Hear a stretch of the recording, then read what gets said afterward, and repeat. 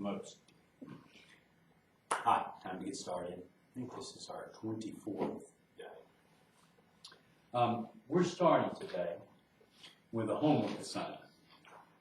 So I want to pass this out to those of you who are here. I want to say thank you. Yeah. I one time said thank you to a police officer for giving me a speeding ticket. And he said, "You shouldn't thank me." I thought, okay, then I don't thank you. No, I didn't think any big deal about it.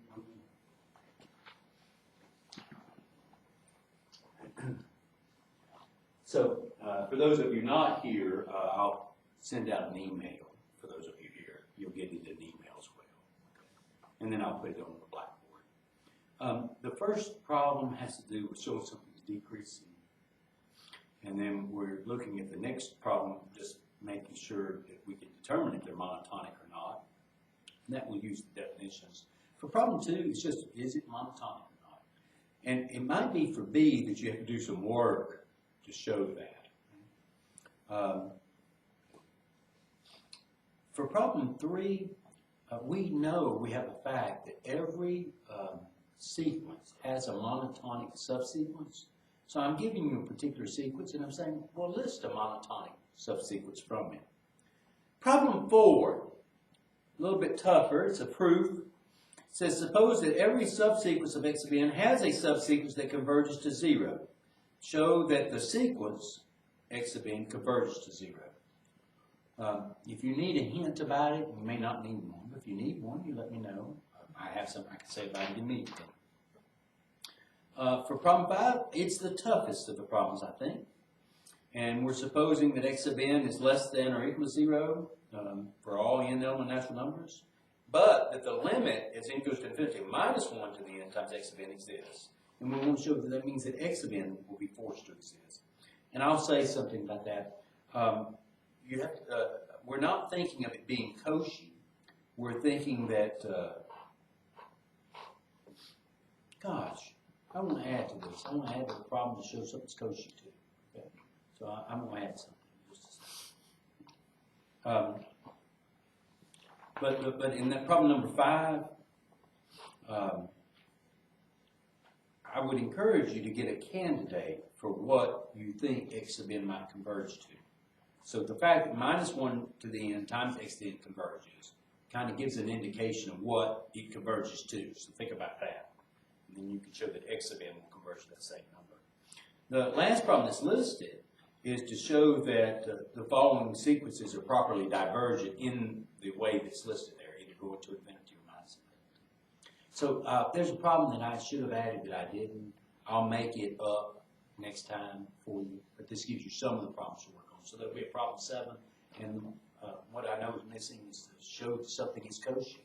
So that'll be the question that I ask. I'll give a particular sequence and say, use the definition of a Cauchy sequence to show that this particular sequence is Cauchy. So that's what's missing. Okay? I'll do that right after class. So Megan asked, when's it due? I'm thinking that it should be due not this Friday, but the following. It's a little over a week away. Thank you very much. And so you'll have to complete the assignment a little later on today because I'm missing problem 7. That's April 3rd, by the way. April 3rd. Thank you, John. That's right. That's after the celebration of scholarship. Okay. We were talking, we left off about properly divergent properly divergent sequences. We had the definitions for them, and we had done an example, I think. I think I did an example that showed that maybe minus 2 times n, that sequence went to minus infinity, tended towards minus infinity.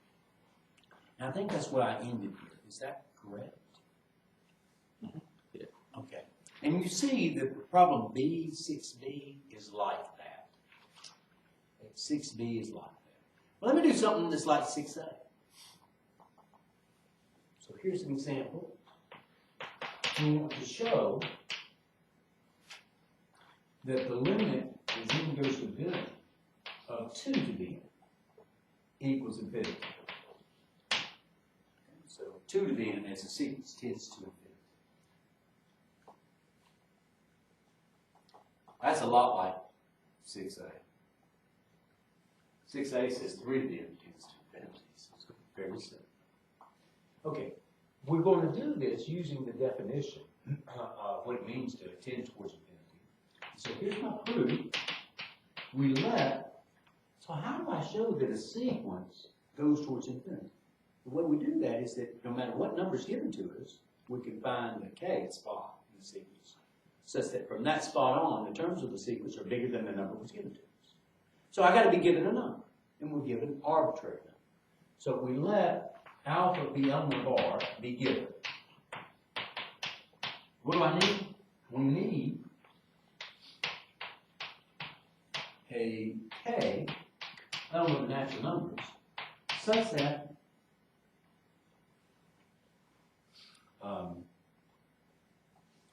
for all n bigger than or equal to k, x of n will be greater than alpha. This is not part of the proof, and I'm just going to draw a pictorial representation here. You know, we have 1, 2 to the 1 is 2. We got 2 squared is 4. We got 3, and then 8 is what we get out.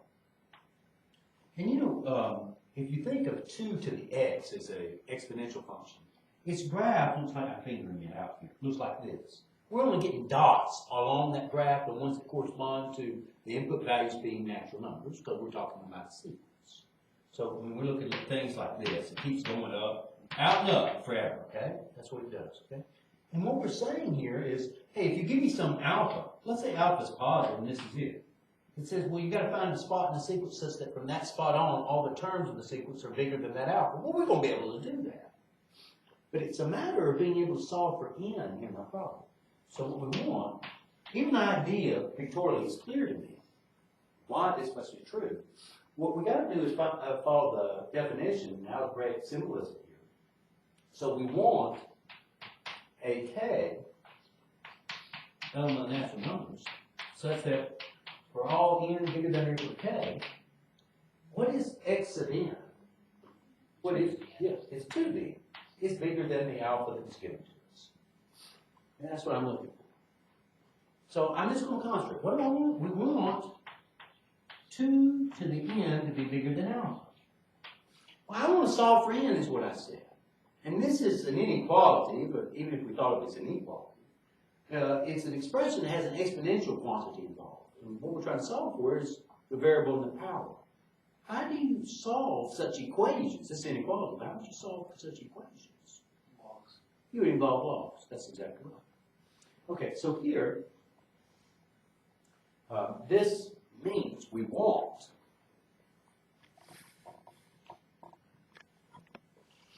well, it could be the same thing as wanting this. We want Ln of 2n to be greater than Ln of alpha.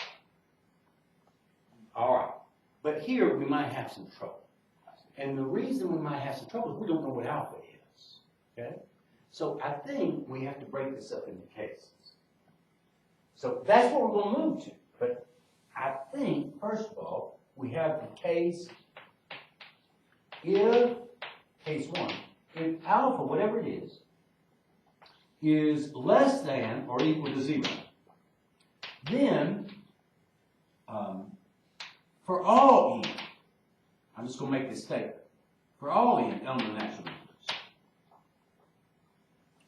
2 to the n, which is greater than 0, will be greater than alpha. 2 to the n, 2 to any power, is going to be bigger than 0. I'm just making that statement. Okay?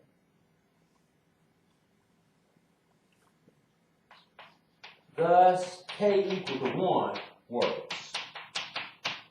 So that's with the case with alpha being less than or equal to 0. Why did I break it up into that part? Because the other part that I'm really interested in is what I've written here. So case 2, that's if alpha is greater than 0. Then we want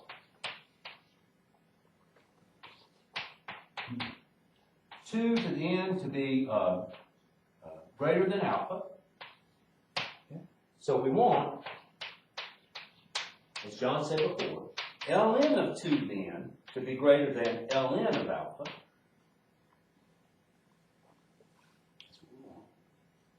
And that means we want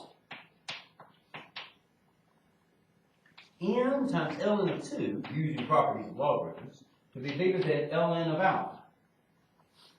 And I'm sorry, I have a question. Yeah. So, is it okay for us to assume that when we take the natural log, that the inequality stays at the same? yes, yes, it is. And the reason that that's true is because ln is an increasing function. Okay? I think that makes sense. So here's what we think of. We think of this. If we want, and also it's inverse, increase function. But if we want, if we have this guy is less than this guy, then the output values also maintain that inequality. That the output values are going to maintain. If we start off with an input smaller than another one, the output will be smaller than that. So we want this. How would I solve for n? What would I do to both sides? Divide by natural log of 2. Okay.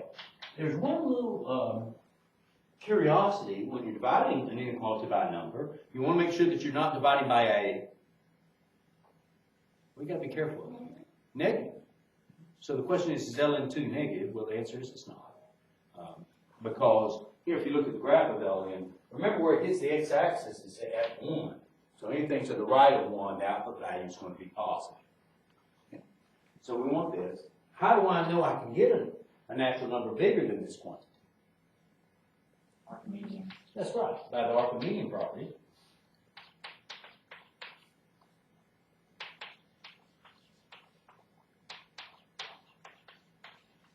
That's right. By the Archimedean property, we can get a k bigger than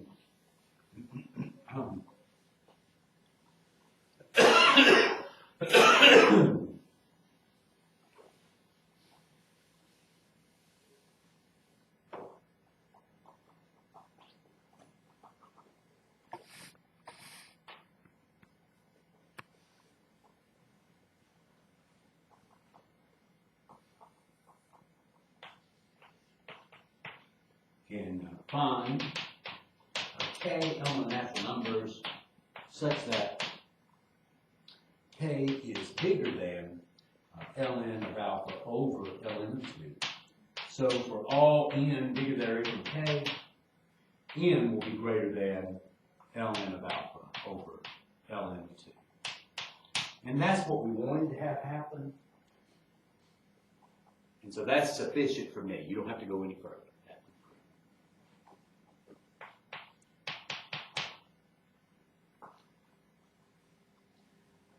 Is that okay with everybody?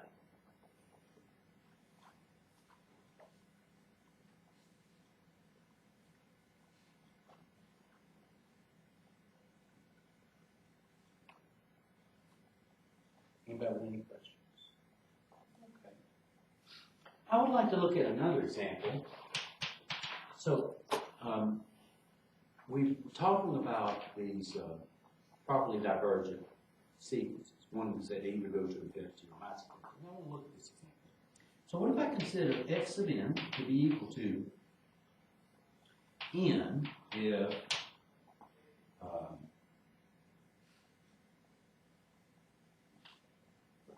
if n is equal to, if n is different from 2 to the m, and then let's let it be equal to 1 if n is equal to 2 to the m for some m maximum. Let me look at this sequence. What is x of n? Well, when I have 1 is not 2 to a natural number. 2 to any natural number is not 1. So my answer here is 1, n. Okay? When n is equal to 2, notice when n is 2, that's really 2 to the first. So my output value is 1.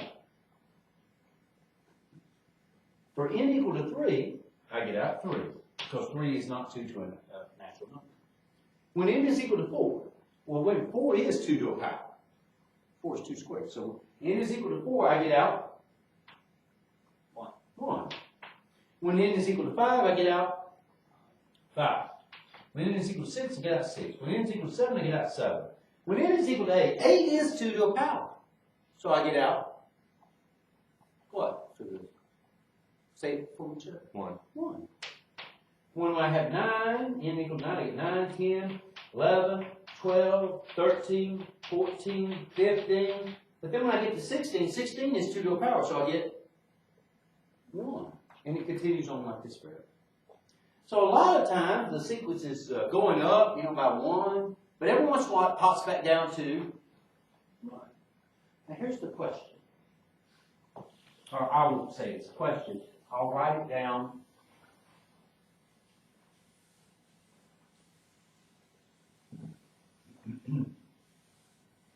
As a statement.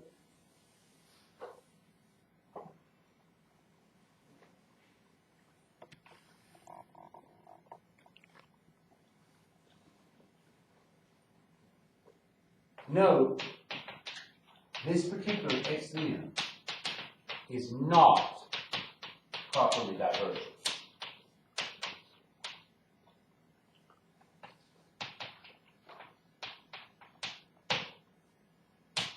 It is unbounded.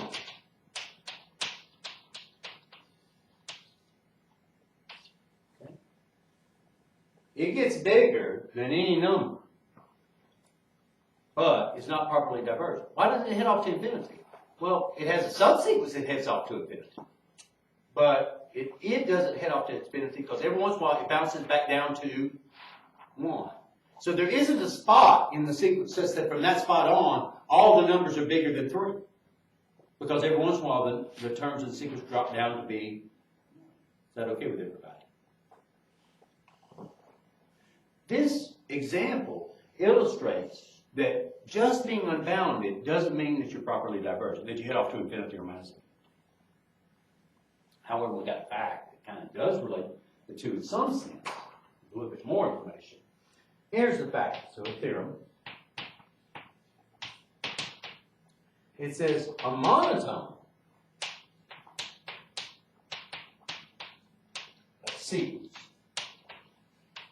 x sub n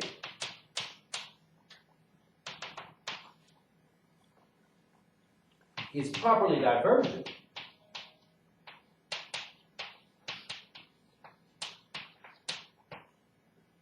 if and only if it is unbounded. As a matter of fact, if xn is an unbounded increasing sequence,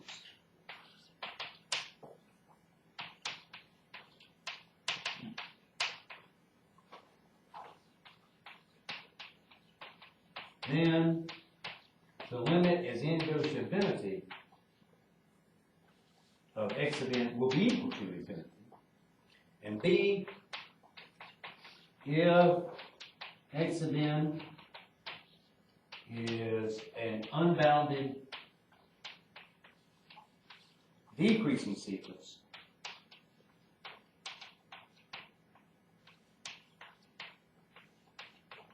then I just write it right here. The limit as n goes to infinity of x sub n, that's going to equal to minus infinity.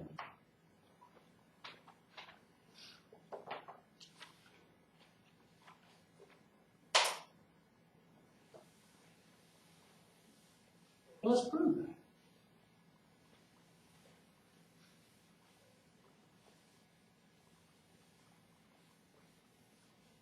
It's an if and only if statement, so we're going to two things to prove. Two directions.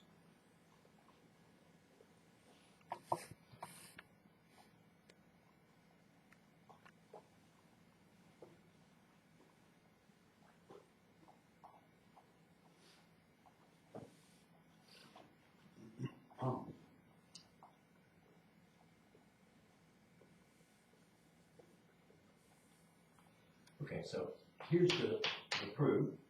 We're gonna let x sub n be a monotone sequence.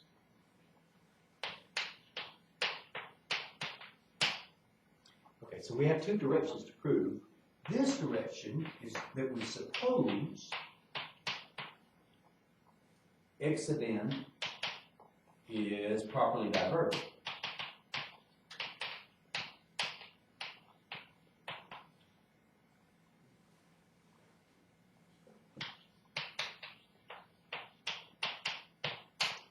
Cases. Yes, I think so, because properly divergent has two meanings, two cases. So I think that's the thing to do, Joe. So case one, if x sub n, if the limit as n goes to infinity of x sub n equals, or let's not say, let's let go to infinity. That's case one. What is our job? We want to show that x sub n is unbounded.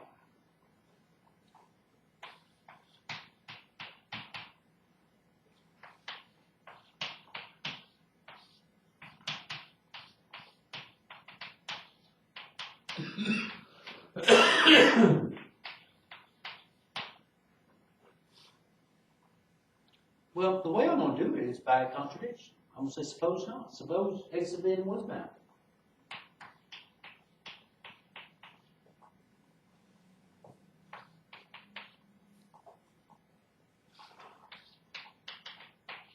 Is bounded.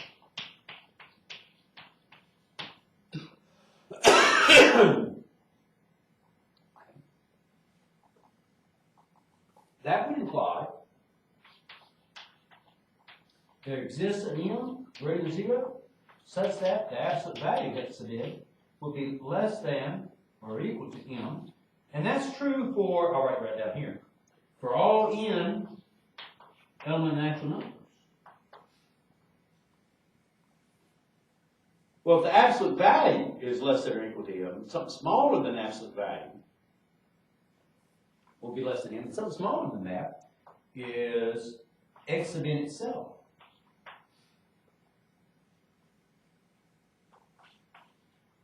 That's for all n known natural numbers.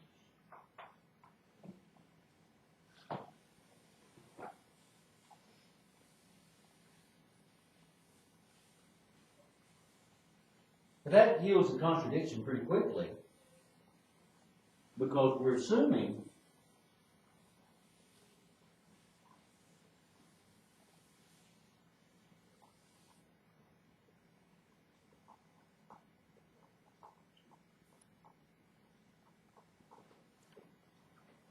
that x sub n goes to infinity. However,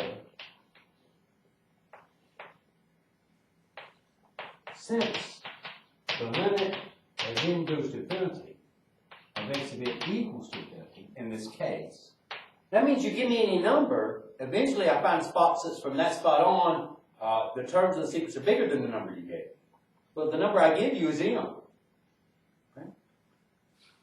So there exists a k element of natural numbers such that x of n is going to be greater than m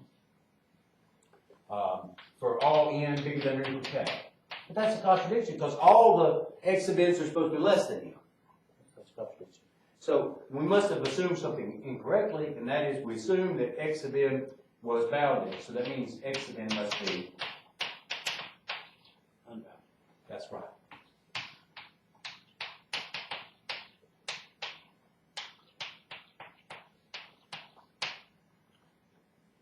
What's case 2?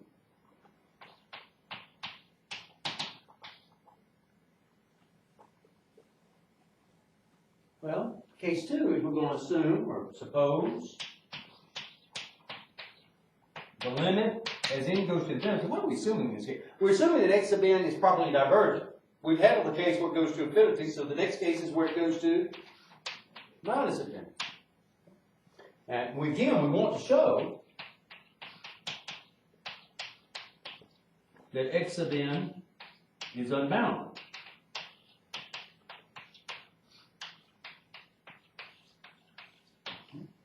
Well, suppose it is bounded.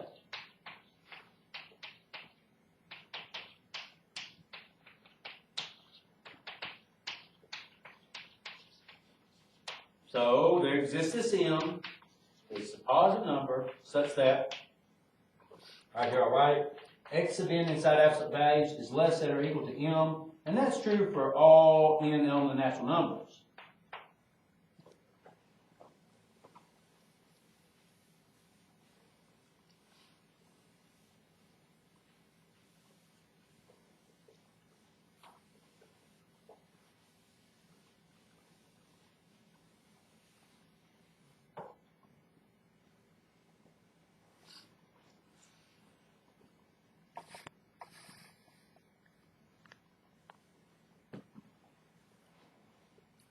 So, that means for all n element natural numbers, minus m is less than or equal to x sub n.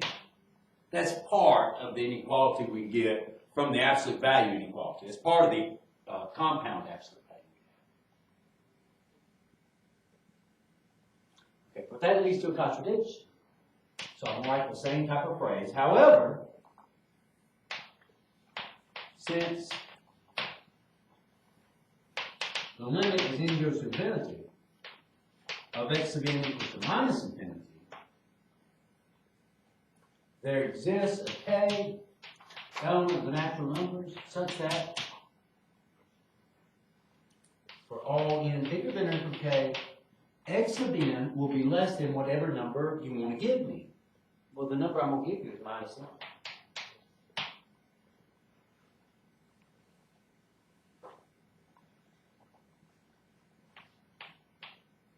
But that's a contradiction because we know that x sub n is bigger than or equal to minus n. So we must have assumed something incorrectly, or we assumed that it was bounded. So x sub n must be unbounded. So in all cases, all possible cases,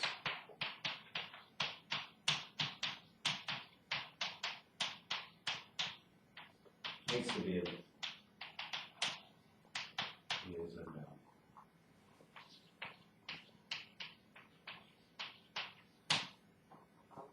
That's half the proof. Okay? We've got to go another direction.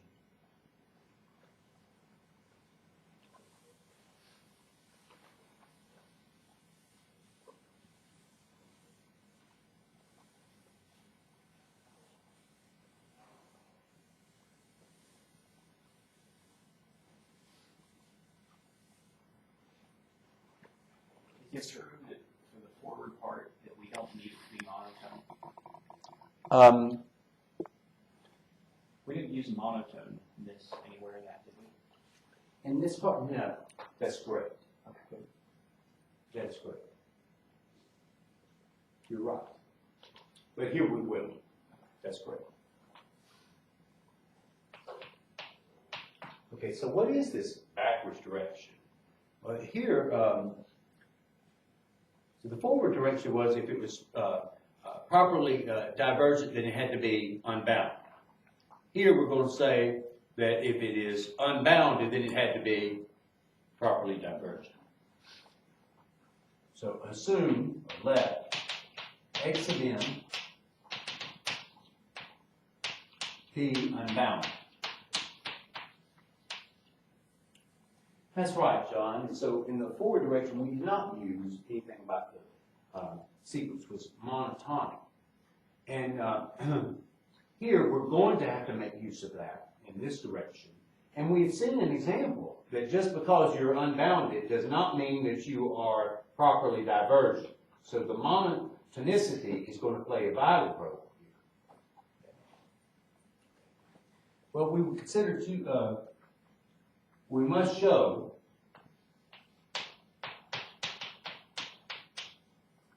x sub n is properly divergent.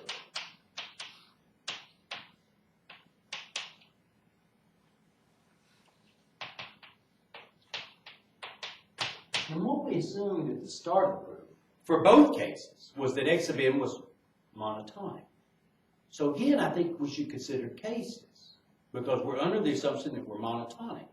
So that gives us two types of cases. Case one, suppose x sub n is increasing. And you might remember in the statement, it said, well, we can say something specifically when x sub n is increasing. That is, it's going to converge, or tend, not converge, tend towards infinity. That's what we want to show. Okay. We will show the limit as n goes to infinity of x sub n equals to infinity. How do I show that? Well, I'm going to use the definition. What's the definition? It says, well, you give me some real number, and I've got to find a spot in the sequence such that from that spot on, all the terms of the sequence are bigger than the number you gave me. Okay, let's get a number.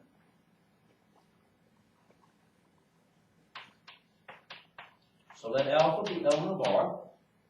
We want a K.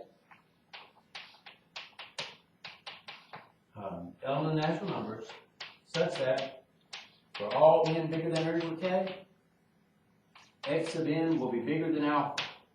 That's what I want. Okay. Well, since x sub n is unbounded,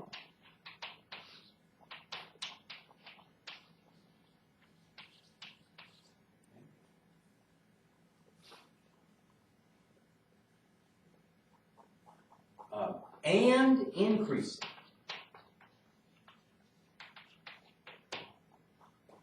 And I said increasing there with intent. Okay?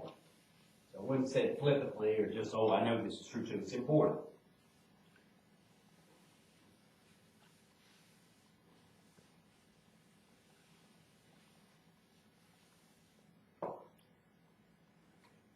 Why did I say that increasing part is important?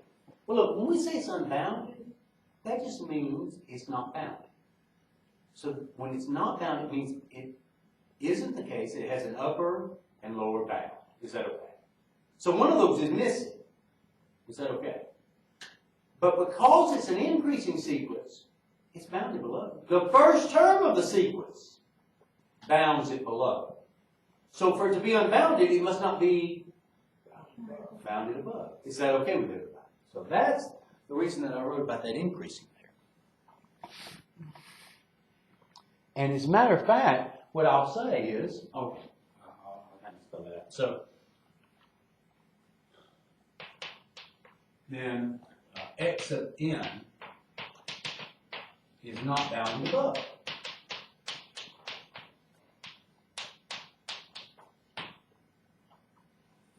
So alpha is not an upper bound.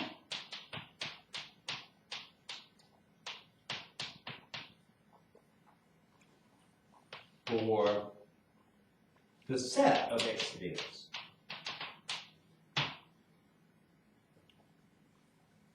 What's it mean that alpha is not an upper bound for this set? There's a member in that set that is bigger than alpha. So I'm going to write it this way. So there exists a k element of natural number such that x sub k is bigger than alpha. X sub k. That's my member that's bigger than alpha and set to kth spot. Okay? That's what happens. Since x sub n is increasing,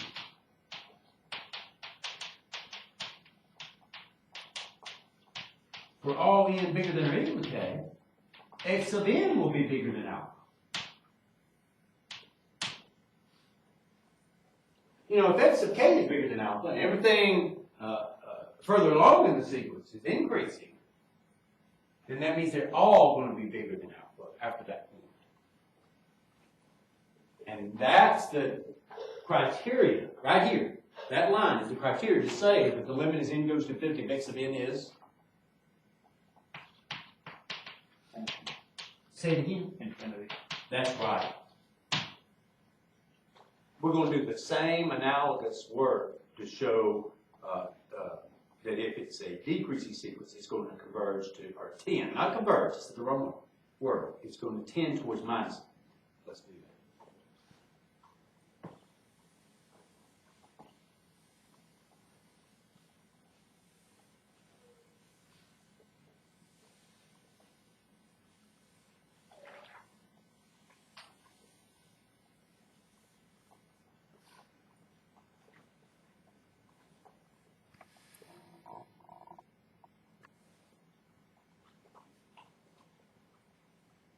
So case 2, suppose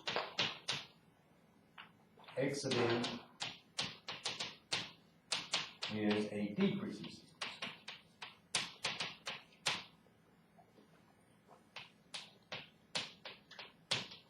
What we're going to show is that the limit as n goes to infinity of x of n equals to minus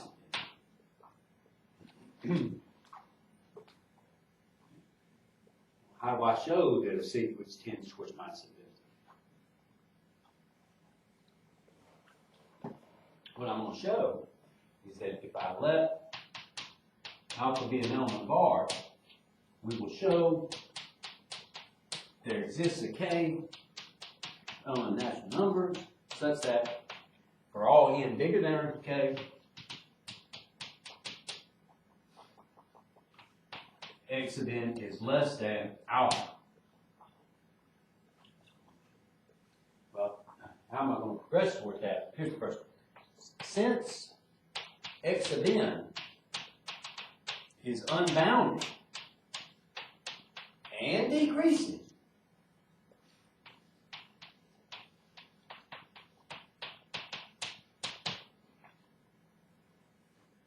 then that means that x of n is not bounded below. You know, if x of n is decreasing, the first term is an upper bound. But it's unbounded. And it's got an upper bound. So it must, to be unbounded, it must not be bounded below. It must not have a lower bound. So that means alpha is not a lower bound.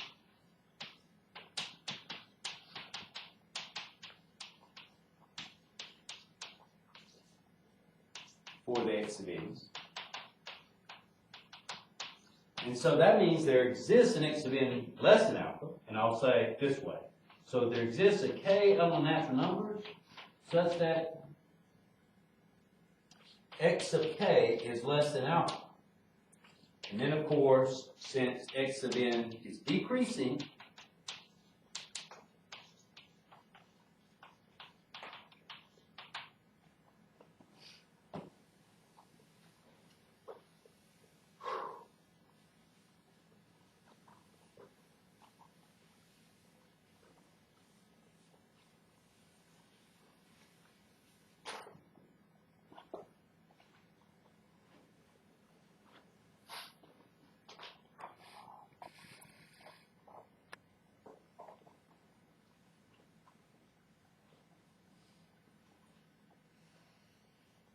then for all n bigger than or equal to k, we have x of n will be less than alpha. You know, x of k was less than alpha, and everything to the left, all the terms to the left of the kth position are going to be smaller than or equal to x of k, so they're all going to be less than alpha. And that line is what we need to say that the limit as n goes to infinity of x of n equals minus infinity. That concludes it.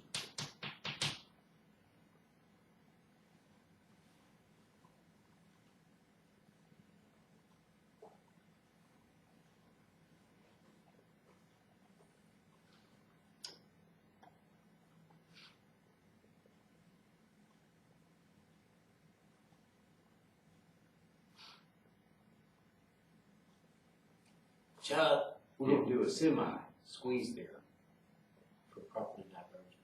Semi-squeeze theorem. That's what's needed. But before we get to it, does anybody have any questions about what was done?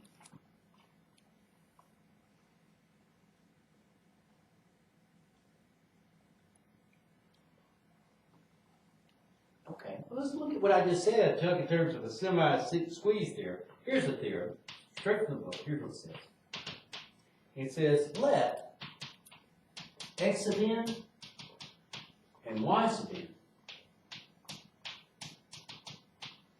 be two sequences such that x sub n is less than or equal to y sub n, and I will say it's for all n known in that number.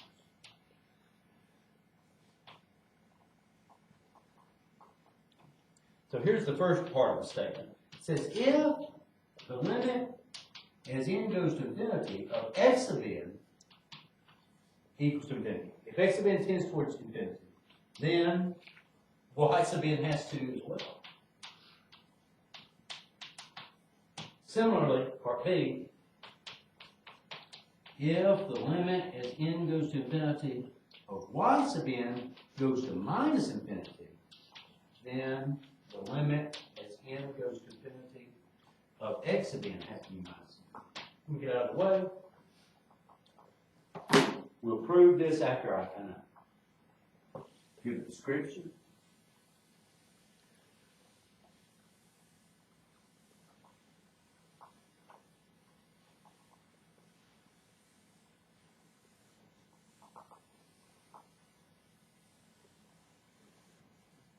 Sounds kind of like the comparison test. Yes, it does for series. We're not going to talk about series in this class. It is the next part of this chapter, but I'm not going to cover it. Instead, I'm going to go to limits of functions and continuity. But yes, it does. I likened it, and I already said this, John, to squeeze theorem. So here's what I'm thinking, Melissa. And Melissa, what I'm thinking is we got two sequences. One of them smaller than the other. If the smaller one heads off to infinity, that's going to make the bigger one go off to infinity. If the bigger one goes towards minus infinity, then the smaller one has to tend towards minus infinity. It's forced by what the other one is doing. And so the proof's very easy and follows the definition, and very easy. And my grandmother could do this.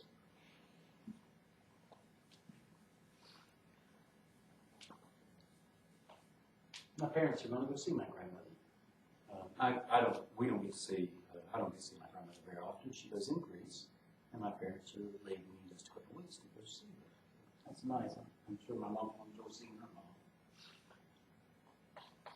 Proof. We're going to let x sub n and y sub n be two sequences such that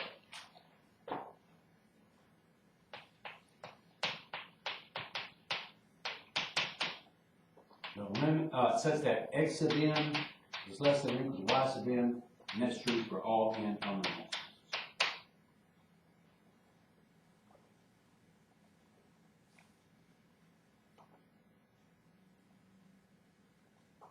Part A, we're going to suppose the limit as n goes to infinity of x sub n equals to infinity.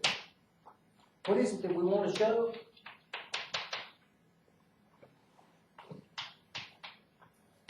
That the limit as n goes to infinity, y sub n equals to infinity. That's what we're going to show. Well, I'm going to use the definition. What's the definition start off for me kind of needing in terms of this template? What do I do? Let alpha and R be given. All right, that's right, John.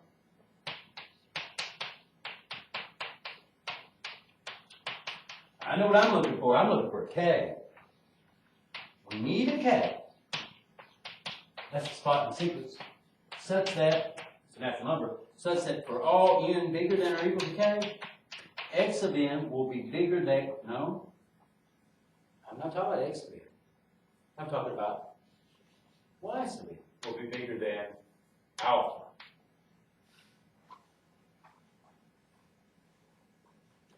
Okay, that's what I'm looking for, a spot in the sequence such that all the terms beyond that spot in the sequence Y are bigger than alpha. Well, wait a minute, I know that the exhibins tend towards infinity.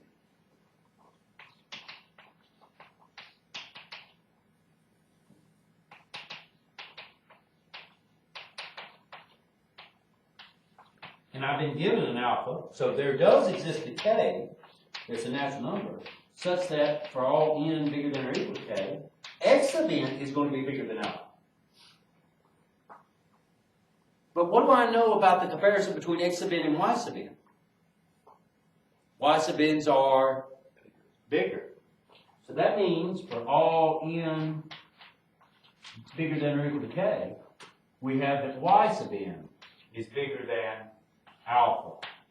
So that says the limit as n goes to infinity of y sub n equals to infinity. We're going to do the same work for part B, analogous work.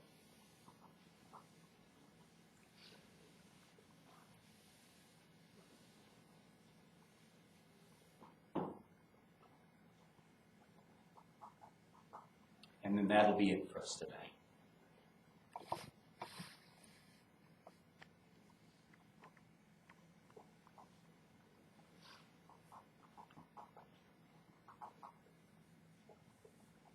So for part B, we suppose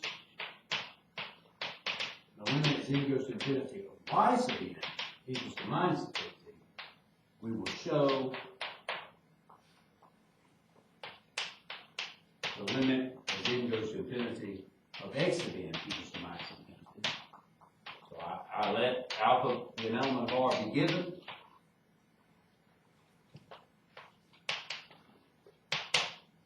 We need a k,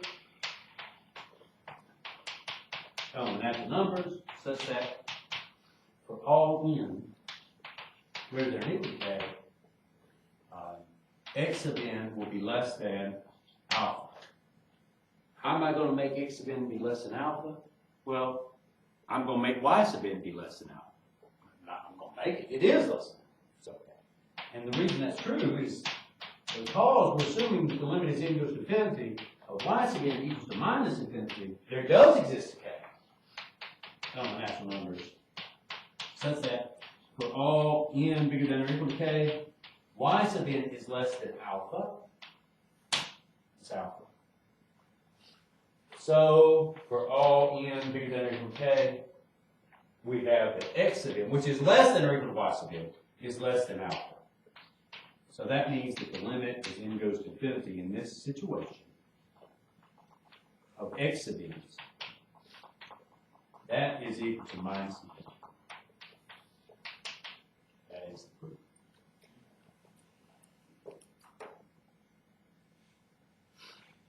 The time is 1:50.